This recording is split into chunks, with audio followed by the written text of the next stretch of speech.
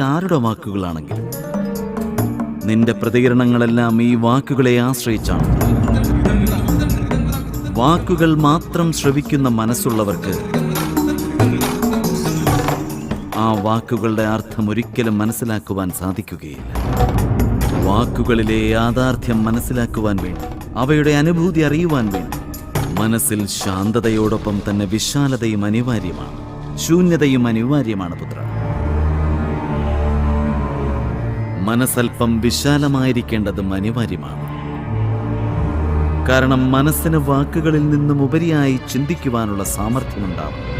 പക്ഷേ മനസ്സൊരിക്കലും ശൂന്യമാവുകയില്ല, ഒഴിഞ്ഞ അവസ്ഥയിലുമാവുകയില്ല. വാക്കുകൾ ധാരാളം ആർജിക്കുന്നതാണ് ജ്ഞാനമെന്ന് മനസ്സ് ചിന്തിക്കുന്നതാണ്. വാക്കുകളാണ് ജ്ഞാനമെന്ന തെറ്റിദ്ധാരണയാൽ മനസ്സ് വാക്കുകൾ സമാഹരിക്കുവാനും ആരംഭിക്കുന്നു. പരമ